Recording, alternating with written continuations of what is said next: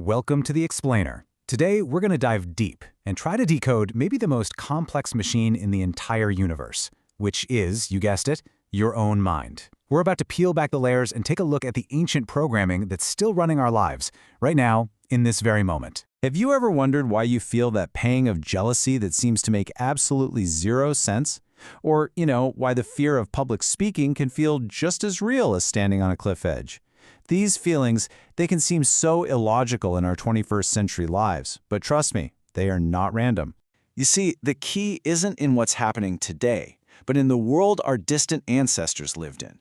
We're all walking around with these supercomputers in our pockets, but the operating system running in our heads, that was coded for the savannah, not for scrolling on social media. And the tool we're going to use to understand all of this is called evolutionary psychology. Think of it like this. It's the science that reads the original source code of the human mind. It helps us understand why we have the instincts, the emotions, and the desires that we do today. All right, let's get into it. Section 1, our brain's ancient code. You could call it the ghost in our machine. So, how does this ancient code actually play out? Well, our first stop is one of the most powerful drivers of human behavior. Mating. It turns out that who we find attractive and why, it's anything but random. Okay, so this breaks down some really fascinating, deep-rooted preferences. For our ancestors, right? Signs of youth and health in a partner. Those were really good clues for fertility. And at the same time, things like stability and resources were absolutely crucial for making sure their kids would survive. These instincts, they still echo in our modern attractions today. And what about jealousy? I mean, it feels awful, but from an evolutionary point of view, it's a feature, not a bug. Think of it as an ancient alarm system designed to protect our most valuable relationships, and with it, our social standing, which was so critical for survival. And here is where it gets really useful. Instead of just fighting these feelings, we can actually understand where they come from. When you recognize an emotion like jealousy as an old instinct, you can hit pause, see it for what it is, and then choose a more constructive way to respond. Okay, let's move on. Section 3, decoding our survival instincts. So beyond mating, our evolutionary wiring has this incredible ancient alarm system, and it is constantly scanning for threats. We've all felt it, right? That primal fear you get in a dark, unknown space. Or that instinctual, get away from me feeling about creatures that were a real threat for thousands and thousands of years. And then there's this one, the fear of what other people think of us. So you've got a dark alley, a snake, and social judgment. On the surface, they seem totally different.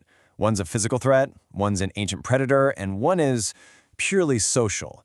So what on earth connects them? It turns out they all trigger the exact same fundamental survival circuit in your brain. For our ancestors, being cast out of the tribe was a literal death sentence. So the fear of social rejection, it gets processed by the brain with the same urgency as a physical threat. A lot of our modern anxiety is just this ancient alarm system, ringing for dangers that are no longer life or death. So that fear of being cast out, it brings us to the final piece of our ancient code, our hardwired programming for living in groups. See, our tribal mind is obsessed with a few key things. We're wired to protect our kits, the ones carrying our genes. We are intensely focused on our reputation, because our standing in the group determined our access to resources. And what about gossip? Well, it wasn't just idle chatter, it was the original social network, a vital tool for keeping track of who you could trust and who you couldn't.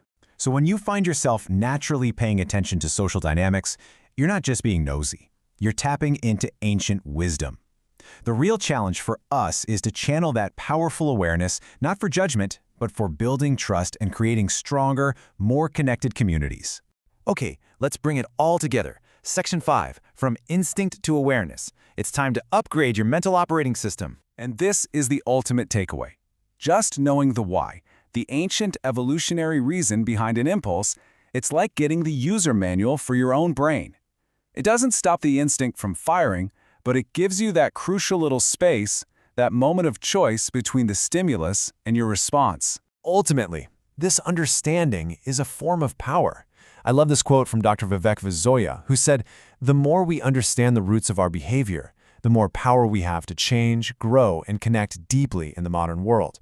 It's really about the power to grow beyond our base programming and navigate this modern world with a little more wisdom. So now you have a glimpse of the ancient code that's running inside your mind. The question is no longer just why you feel what you feel. The new, more powerful question is this: now that you know, How will you respond?